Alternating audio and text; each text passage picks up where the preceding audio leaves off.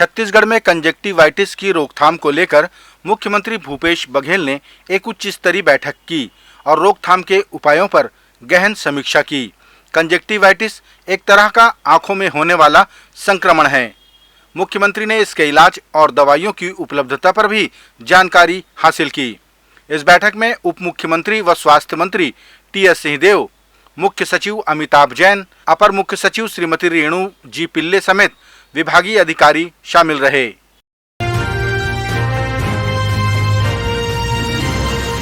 दंतेवाड़ा जिला अस्पताल में नवनियुक्त civil surgeon doctor Kapil Dev Kashyap ने पदभार ग्रहण करते ही सबसे पहले कमियों को बारीकी से देखा और मरीजों से बातचीत की।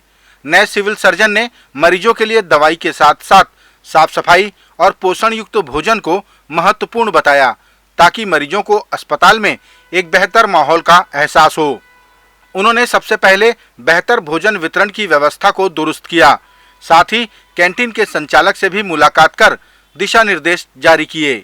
जो छत्तीसगढ़ शासन का मेन्यू दिया गया है हर हॉस्पिटल को, उसके अनुसार जो पेशेंट को डाइट मिलना चाहिए, हर पेशेंट का अपना अपना डाइट होता है।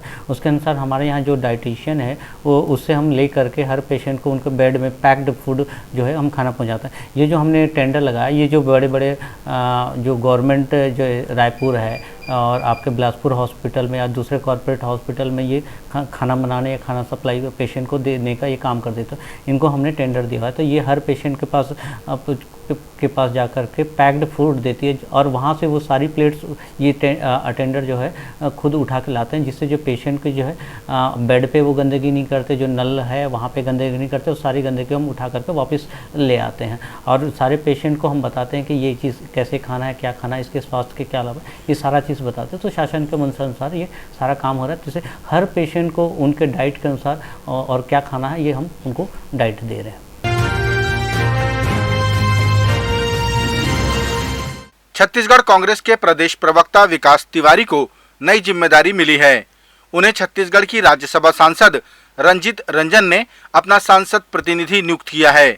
नियुक्ति के अनुसार अब विकास उन कार्यक्रमों में प्रतिनिधि के रूप में शिरकत करेंगे जिनमें सांसद उपस्थित नहीं हो सकेंगी।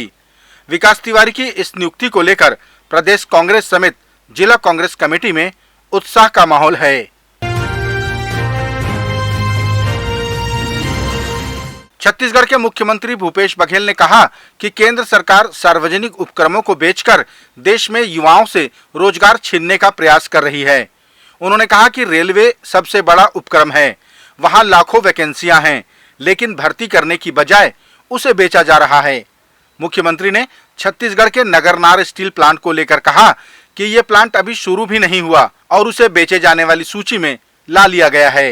रेलवे सबसे बड़ा रोजगार देने वाला है, जितने हमारे सार्वजनिक उपक्रम हैं वो रोजगार देने वाले हैं, तो सब कुछ बेच रहे हैं। यहीं छत्तीसगढ़ में 23 24 ट्रेनें हैं वो रद्द हो जाती हैं।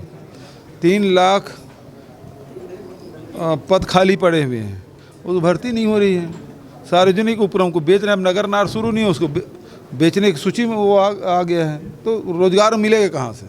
केंद्र सरकार की ये नाकामी है, वो चाहते नहीं कि युवाओं को रोजगार मिले, लोग सक्षम हो, ये उसके रणनीति में नहीं है।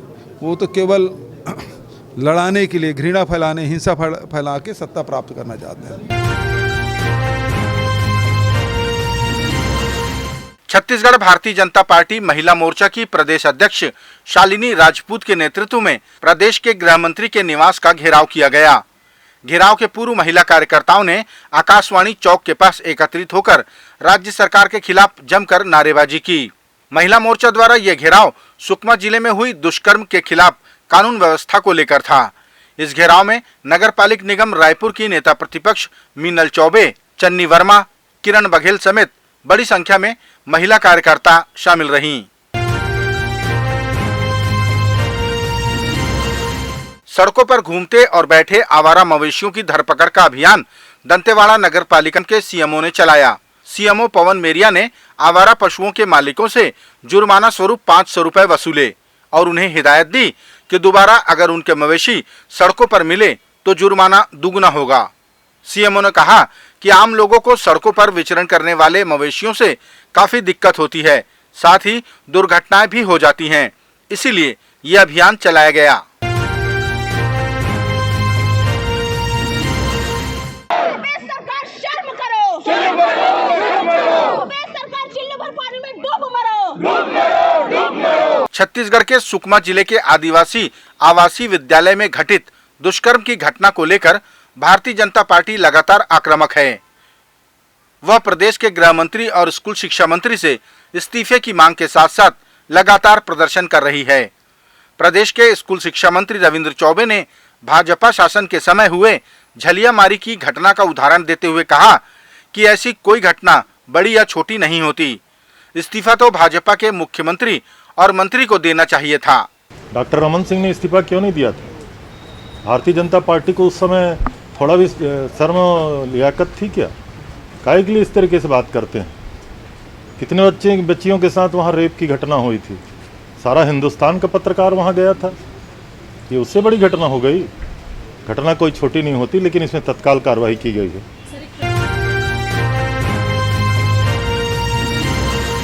मुख्यमंत्री भूपेश बघेल ने कहा कि केंद्र सरकार किसानों की पीड़ा नहीं समझती, वो कैसे कर्ज में डूबकर खेती करते हैं। छत्तीसगढ़ की सरकार ने किसानों का कर्ज माफ किया, साथ ही सबसे ज्यादा धान का समर्थन मूल्य देने वाली सरकार बनी। उन्होंने कहा कि यही किसान भारतीय जनता पार्टी को 2023 के अंत में सबक सिखाएगी। तो भारतीय जनता पार्टी की मानसिकता है, किसानों के दर्द वो नहीं समझ सकते कि किन परिस्थितियों में फसल उपजाते हैं, उसकी कीमत नहीं मिलती और घाटे में हो जाता है और कर्ज से लदे रहते हैं। और छत्तीसगढ़ सरकार ने 9-9.5 हज़ार करोड़ रुपया माफ़ करके किसानों को ऋण किया और आज देखिए कि छत्तीसगढ़ किसान कितने खुशहाल हैं। उसको समर्थन मूल्य मिल रहा है, राजीव गांधी किसान न्याय योजना मिल रहा है। वो धान की कीमत इस साल 2640 रुपये पड़ा है, तो देश में सर्वाधिक धान की कीमत छत्तीसगढ़ में मिल रहा है। तो किसानों को हमेशा किसान को इसीलिए वो रेवड़ी कहते हैं।